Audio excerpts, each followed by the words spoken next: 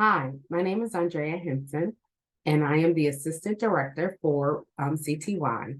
So thank you for joining me today for the webinar on-campus programs, the West Coast sites. So in today's webinar, we'll provide you with an overview of CTY. We'll discuss on-campus programs, the West Coast sites. We'll be joined by Galen White, who's the Assistant Director of On-Campus Program, who'll give us a deeper dive into the West Coast sites, as well as the experience for on-campus programs. And then we'll discuss how to join CTY and testing and eligibility requirements. So let's begin. Since the Johns Hopkins Center for Talented Youth was founded in 1979, we've worked with tens and thousands of bright kids from all over the world.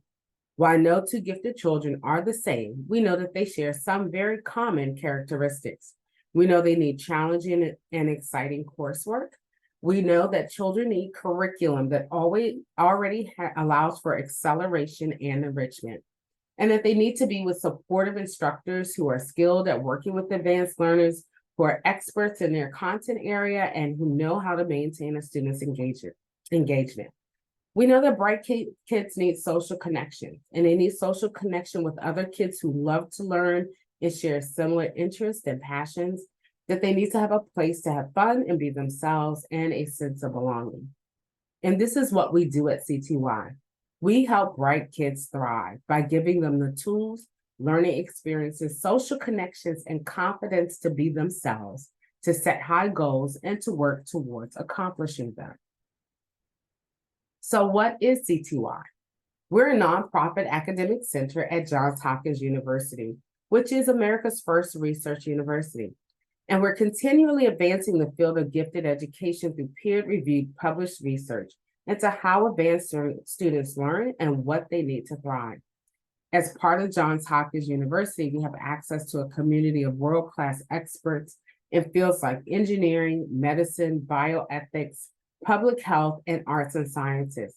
And we draw on this expertise when we're staffing our programs, obtaining grant funding, and taking data-driven approaches to talent identification and curriculum development. CTY is truly global in that we're serving thousands of students from around the world each year. And to date, we have served over 150,000 alumni. So now let's take a deeper dive into our on-campus program. Our on-campus programs are for students who are in grades 2 through 12. Students take one course over a 3-week session. So it's a pretty intensive course that the students are taking. It provides them a wealth of information, almost as if they took an entire school year class in that 1 3-week session. Students have the option of attending a residential or a day commuter site. Our residential sites are for students who are in grades 5 and above, and these are held at college campuses. And so students will actually stay on the college campus for the full 3 weeks. That includes overnight stays and weekend stays. Our day commuter options are for students who want to be dropped off and picked up at a site each day. Our day sites are for students who are in grades 2 through 6. And all of our sites are held across the United States. And for enrolling in our sites and enrolling in the courses, most of the courses do require students to test or submit qualifying scores in order to be eligible to enroll. Our application is already open, so you can visit our website at any time to apply, but the application deadline is May 3rd of 2024.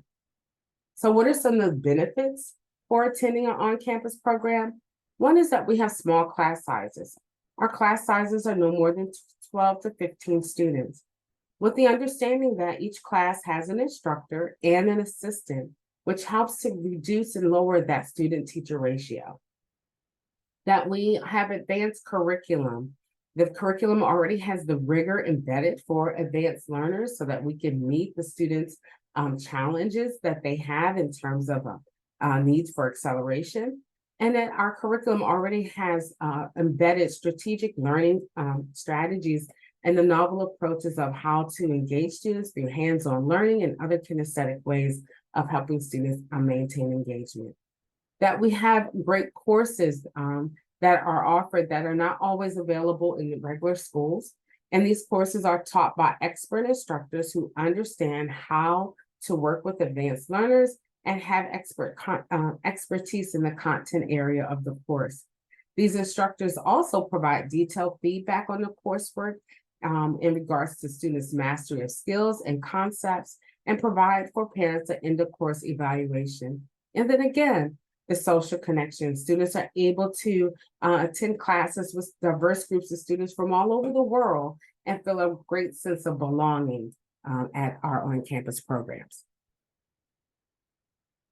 So here's what's new for our on-campus programs for 2024. We do have 2 new day sites. One is at Quest, which is in Illinois, and the second new day site is Mirman School, which is in Los Angeles, California. This year, we are returning to residential sites that we've used in the past. One is at Dickinson College in Carlisle, Pennsylvania, and the other is at Skidmore College in Saratoga Springs, New York. And we do have lots of additions to the course catalog this year, including the new Discovery Samplers course. So this Discovery Samplers course is a multidisciplinary course where students explore 3 different topics in one 3-week session. So different from the traditional course where they're taking a deep dive into one content area for the 3 weeks. This provides students an opportunity to sample at least 3 different courses in that 3-week period, each course lasting only 1 week. And so these courses are open to all students and test scores are not required. For more information on Discovery Samplers course, please visit our website. It lists the 3 different topics or 3 different mini courses that they will be in that 1 3-week session per grade level. And then also we want to highlight our risk-free refund policy, which means that you have peace of mind in enrolling now with the understanding that if anything does happen and you need to cancel before March 1st, that you will receive a full tuition refund minus the application fee. As I mentioned, we offer day and residential sites for our on-campus program. So we have a total of 11 day and residential sites this summer. Here are our 4 day program sites. And again, our day program sites are for students in grades 2 through 6, where they are dropped off and picked up every day. For our West Coast, we have 1 day site, and that's at Mirman School. Mirman School is located in Los Angeles, California, again, grades 2 through 6. This is an independent school located on a suburban campus, and it's really northwest of downtown Los Angeles. So at this site, we have a session capacity of 140 students, and our site sessions are June 23rd through July 12th for session 1, and July 14th through August 2nd for session 2. And here are 7 of the residential program sites and the dates for summer 2024. So for our West Coast, we have 2 sites, 2 residential sites that will be available for students and families on the West Coast. And that's at Loyola Marymount University and the University of California, Santa Cruz. At Loyola Marymount University, this is a site for students who are in grades 5 through 10. This is a 142-acre campus that's located near Marina del Rey, and it has been named one of the top 20 most beautiful college campuses. At this campus, we have a site capacity of about 400 students per session, and our session dates are June 23rd through July 12th for session 1, and July 14th through August the 2nd for session 2. Again, we're also at University of California, Santa Cruz for our 2nd residential site on the West Coast. And this serves students in grades 5 through 10. This site in this college is located in the foothills of Santa Cruz Mountains. It's a sprawling wooded campus in Northern California. As you can see, it's about 2 to 3 hours south of San Francisco, California. At this site, we have a site capacity of about 200 students per session. And then please note, the session starts later than others. Session 1 begins on June 30th through July 19th. And session 2 is July 21st through August 9th. And so at this time, we're going to take a pause so that we can have Galen White, again, the Assistant Director of On-Campus Program, join us to tell us a little bit more about the sites and the on-campus program experience. Hi, my name is Galen White. I am the Assistant Director for On-Campus Programs at CTY. I've been with CTY full-time for going on 27 years. Before that, I was a summer employee at our Carlisle site, starting off as a resident assistant in 1990 while I was in college. My role at CTY is much more of a behind-the-scenes role in terms of the families and students are concerned. I work with and support our program managers, our assistant program managers, who are the full-time staff who go out to the sites and communicate with the sites during the course of the program, making sure that they are in touch with the administrators who are there day to day. I also work with our enrollment department on communications, making sure that families have the information that they need. So it's a lot of behind the scenes things, though during the course of the summer, I am on call 24 hours a day, like all of our full-time staff in our department, making sure that in case of an emergency or anything unexpected should occur, we are available to support the sites, the staff, and the students. Once a student is enrolled in a course at CTY, they gain access to what we call the site information. The site information is available within the MyCTY environment under the On-Campus Summer Programs link. Below the course assignment information, there is a link to site information that is specific to the location where that student will be attending this summer. So for example, if you are enrolled in a course at the Bristol, Rhode Island site at Roger Williams University, the Bristol site information will automatically appear within MyCTY. Contained in the site information is a bunch of information that is universal to the program and also some that is very site specific. So there will be information on completing the medical form, on completing the immunizations policy, or completing the immunization information, on how to request transportation if a student is flying or taking a train to the site. There's information on how to request pickup by CTY staff when they arrive, and how that whole transportation process works. There are schedules for both arrival and departure day, and also typical daily schedules. The mailing address, some people still do send snail mail, so that information will be available. How to send a letter to the site, also the office phone number, and reminders about our code of conduct. A packing list, which is very important, things that we suggest students bring, also a list of things that students should not bring to the program. Some of that, as I said, is universal to all of the sites. Some of it is very site specific. The schedule, where to go, can vary a little bit for each site. Obviously, the transportation arrangements will be a little bit different for every site. So on student arrival day, which also includes orientation, what you can generally expect to find is that the check-in area at the site will be open from roughly, it's usually 10 a.m. to 3 p.m. In the local time zone, since we're talking about the West Coast. So in the East Coast, it'll be a little bit later in the day. But essentially, that's an area for parents to check in, get their information about the residence hall, the name of the RA who will be living on the hall with the students, the instructor, the teaching assistant. That's where they will double check the completeness of the medical form to make sure we have all the information we need to care for all of the students in our program. It's a place where families will drop off their medications that their students are bringing with them to the site. Almost all of the medication, including over-the-counter vitamins, everything needs to be kept in the health office. There are some exceptions for emergency use medications, for example, a rescue inhaler. If a student has asthma and they need to have that inhaler with them at all times, obviously the student would be allowed to keep that with them. We just need to know that they've got it and that they will be keeping it with them.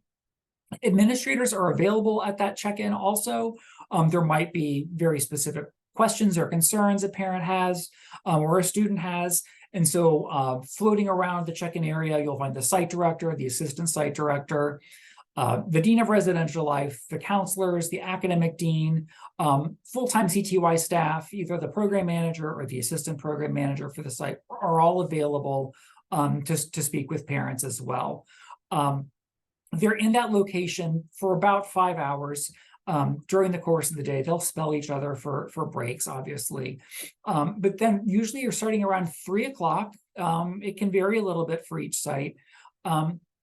There is a check-in, or there is an orientation session for parents. Students often attend as well. They don't have to if they'd rather be on the hall, getting settled, meeting their hallmates. That's completely fine as well. At this opening session,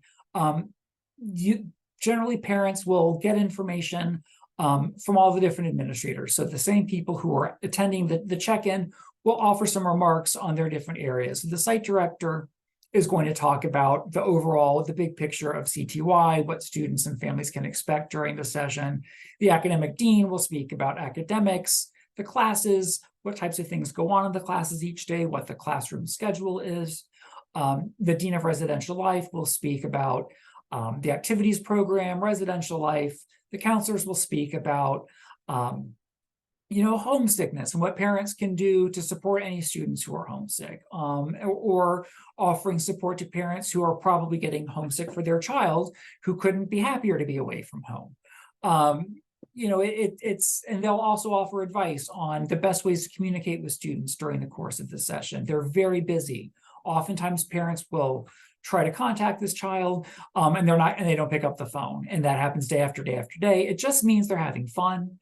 But the parents can sometimes be concerned. We can always make sure that students are calling home. And we can suggest times when they really will be more available, as likely than not, or ways that you might set up a time with your child in advance to make sure that you can communicate during the course of the session. Parents will receive information on how to contact all the different administrators, phone numbers, email, all of those things, so that they can know who to go to during the course of the summer if they have additional questions or concerns. Hopefully there aren't any, but we can't assume, and we need to make sure that the administrators are always available to parents during the course of every day if they have questions or concerns. This session is not required of parents. Some families, they drive quite a distance, they need to get back on the road. That is completely fine. There will be an information sheet with the same phone numbers, names, email addresses handed out, so that families have that information. It'll be, they'll say it at the meeting, but they'll also have it in writing for families as well. So it's not required for families who need to get on the road quickly or have other obligations during the course of the day. On departure day, there are classes in the morning, and families will again need to come get their child early. That's fine. They can check them out before lunch, before closing ceremonies, anything like that. Anything to facilitate students getting home, we support during the course of that day. There is typically a closing ceremony in the afternoon. The timing of it can vary a little bit, but typically there will be a slideshow that the RAs have put together to share with the students, just to sort of summarize their experience during the session.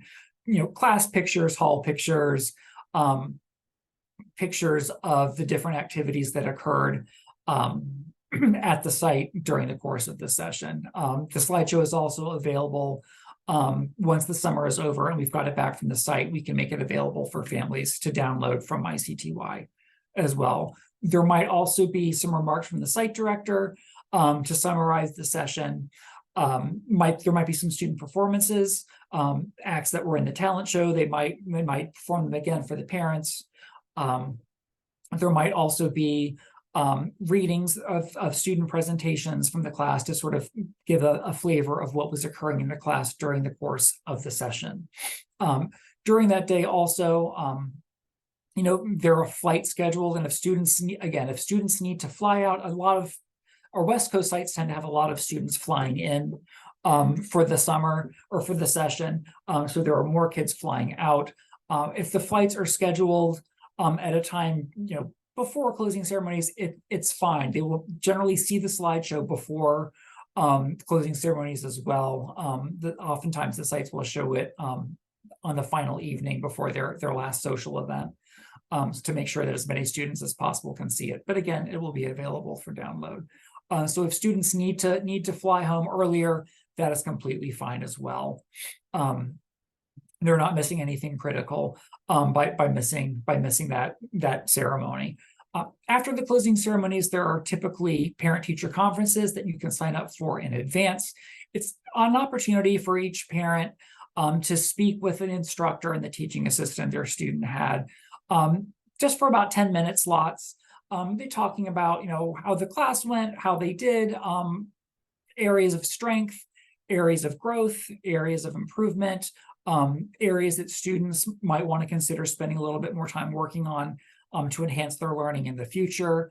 They may make recommendations for other classes the students could take, just books they might want to read. So it's a short opportunity, and parents will get information on how to sign up for those conferences.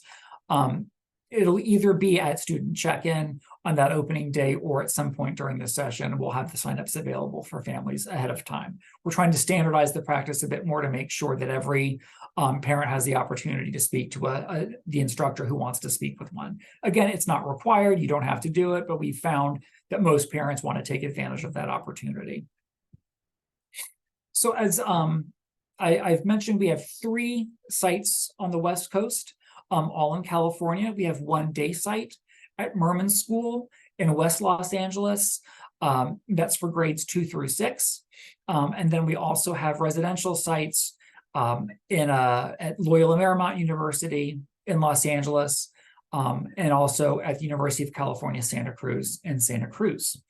Both of those sites serve students in grades 5 through roughly 10. It's really the age cutoff that's more important for the residential site. So students attending those sites cannot turn 17 before September 1st of the given year. But they could be a 13-year-old in 11th grade. They can still attend the site, even if we say grades. If we say the grade limit is 10, it's really, that's just a sort of a general rule, but it's really age is the issue. The Mirman School, I will confess, I have not been there.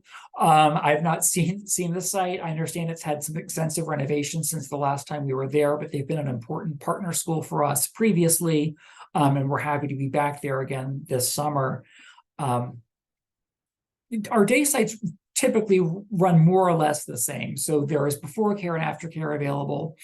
Families will typically bring the students to the site each day, and the students do go home at night, and then they take class and they have afternoon activities, and then usually a brief sort of back in class summary of what they need to be working on that evening. Students at day sites do have homework.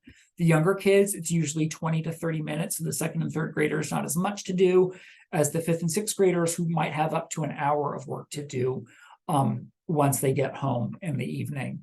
I know Los Angeles is a large city to navigate, and not all families are able, just because we say we're in Los Angeles, it can still be a huge commute. So there's not a residential option at those sites, but oftentimes families have told us that this is the best location in general in Los Angeles for a day site. While most of the students are going to come from the immediate area, from commuting distance, all of our day sites more and more have families coming in from across the United States, if not abroad. They've got a family member they can live with for 3 weeks. They can make some other housing arrangement so they can allow their child to take advantage, especially the younger kids, the 2nd, 3rd, and 4th graders for whom there is no residential option. They can take advantage of attending CTY.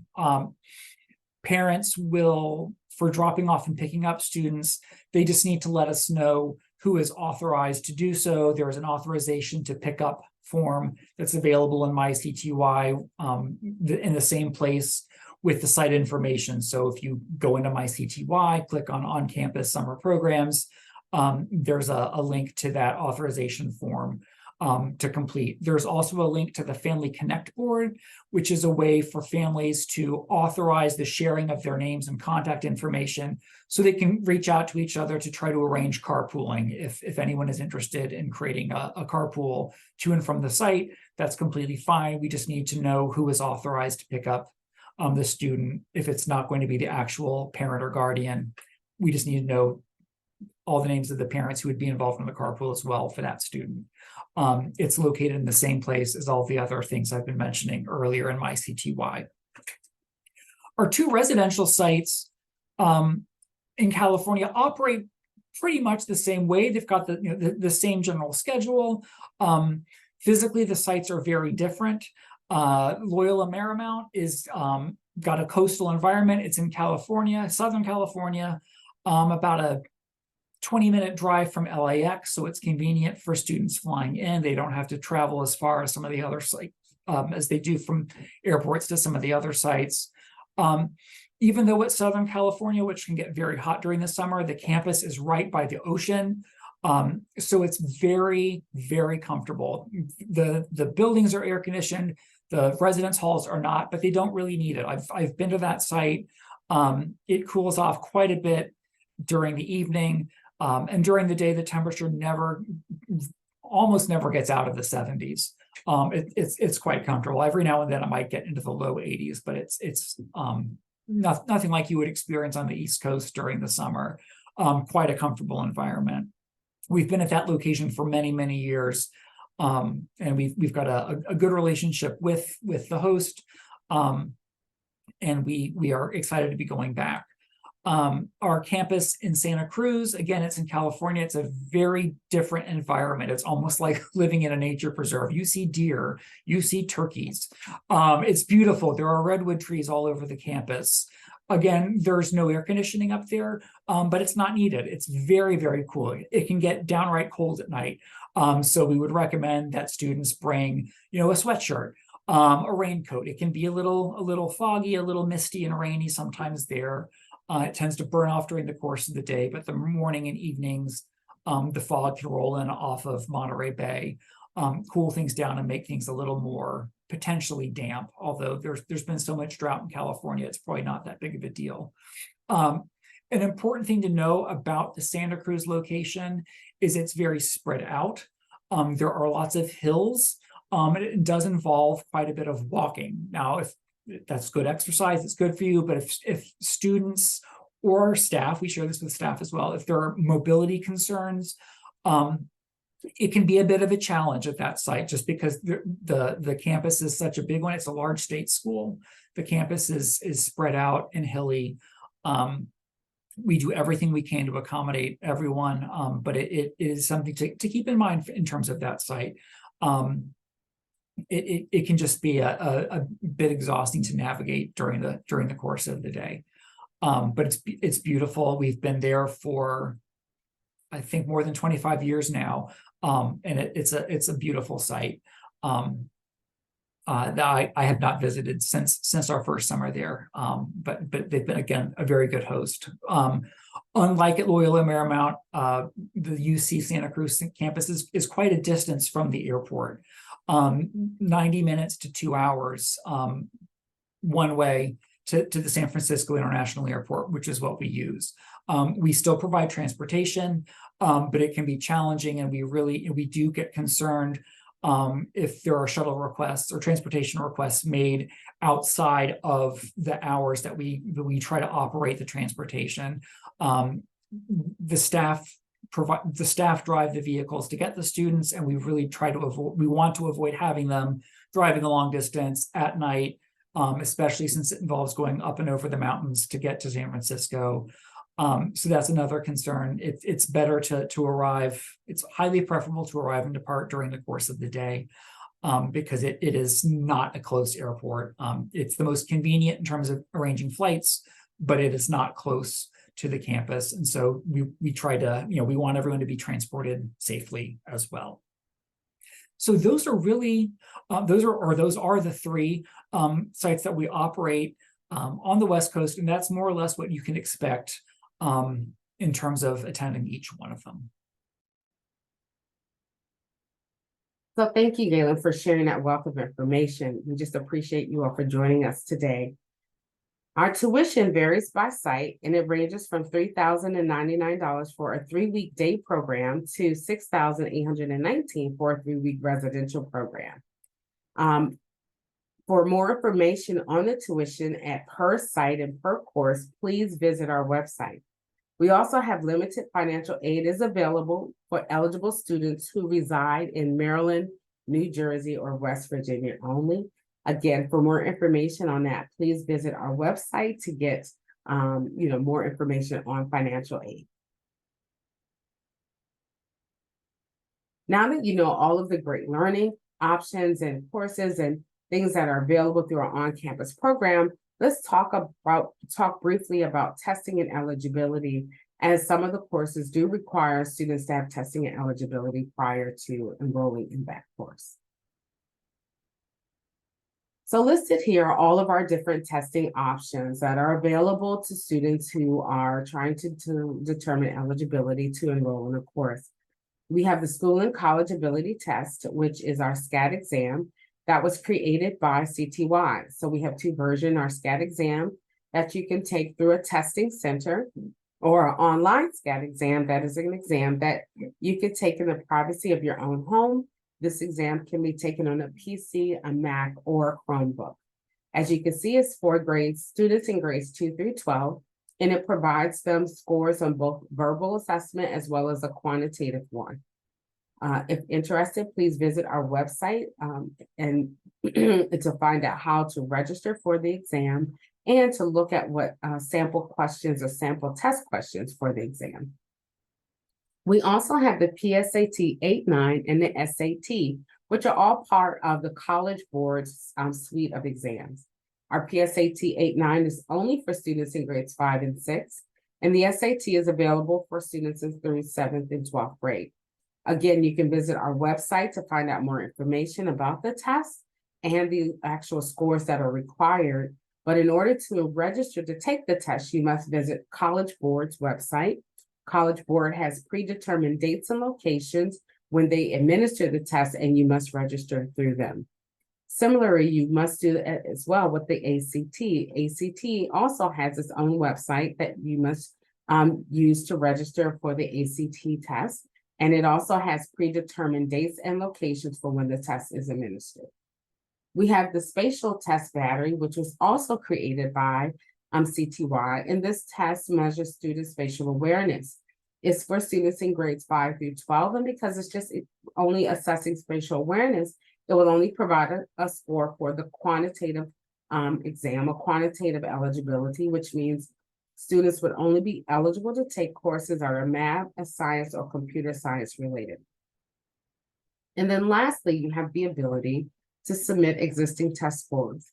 Existing test scores are tests that schools administer that are either state or national norm tests that schools administer for a variety of reasons, and that you can use those tests as to submit for eligibility. You will need to get a copy of the score report from the school, and the score report must show that the student scored in a 98th percentile or higher in order for them to have eligibility to take the courses at CTY. For more information on submitting existing test scores, please visit our website. We also have a webinar on our YouTube page that goes in depth about testing and all the different testing options. Now that you know all about CTY, our on-campus programs, and the testing and the eligibility requirement, let's look at your next steps for joining the CTY family. To join CTY, you want to create an account by going to our cty.jhu.edu, get started on our website, and there's a membership application. The application fee is $50. However, if students do qualify for free and reduced lunch, then that fee is only $10. Once you submit the membership application, then next you would either test or submit test scores so that you can determine eligibility. Once test score, you either register or upload your test scores and eligibility is determined. Now you are qualified and can enroll in hundreds of engaging courses in CTY through our online program or through our on-campus program. And then hooray, you are a CTYer. So in addition to becoming a CTY, we do have resources for the families. We have a Bright Now blog that provides current research and best practices for working with advanced learners. So this information is available to families to be able to look and read and share. We also have our CTY reading list, which is a list of books that are provided per grade level that we recommend students read. Our parents group, which is on our Facebook page, is a place where parents can go to find a variety of different resources for advanced learners and to find out things that are going on in different communities across the world. At this place, parents do share about their experiences with CTY, their students or their children's experiences through courses or on-campus programs. So it's a great way to find out a wealth of information. And then we have our online events, or you can watch recordings at our YouTube page. And our online events YouTube page is another way to find out a lot of different information about the programs that we offer at CTY, but it's also a way to hear firsthand testimonies from alumni or from CTY instructors about their experience working at CTY or attending a CTY program. So lastly, I just want to thank you so much for taking the time to join me today. And here's where you can find us online. We just encourage you to please visit our website and to reach out to us through the website if you have any other questions or would like more additional information on our program. So again, thank you for joining us today.